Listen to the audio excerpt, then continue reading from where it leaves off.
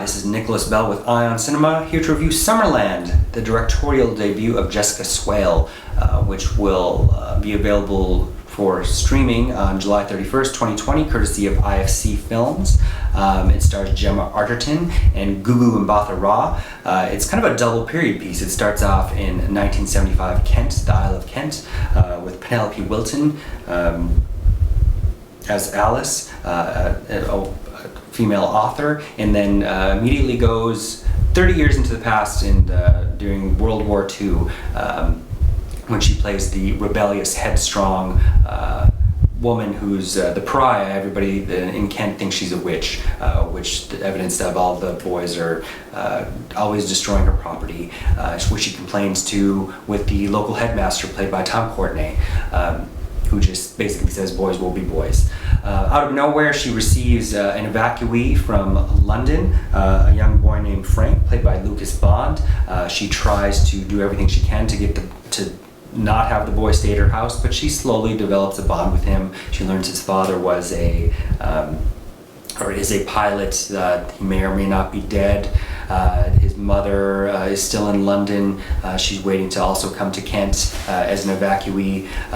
But the two bond. He also bonds with a young woman, or a young girl at school, Edie, who's a tomboy. And it's here where the film starts to turn on ideas of gender and sexual orientation.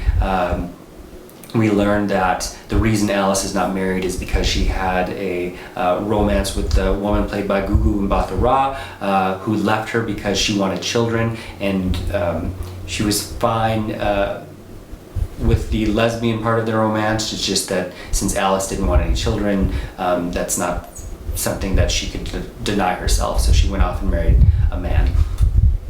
Of course, there's a significant twist that will seem treacly to some fitting to others, perhaps.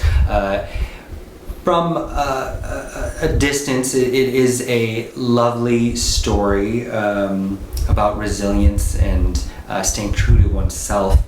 However, it might not compare easily to even a period lesbian romance Gemma Arterton just did with Vita in Virginia, in which explores the romance between Virginia Woolf and Vita Sackville West.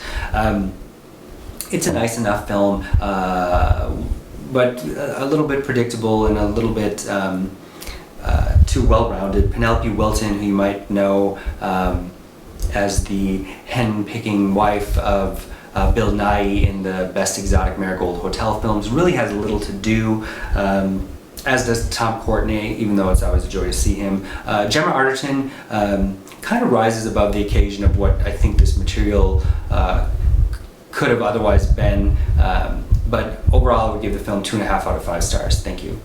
Hey, this is Eric from IONCINEMA.com. If you want to support us, subscribe below. For more reviews, interviews, film festival coverage from Sundance, Cannes, Toronto, you want to check out these guys on this side.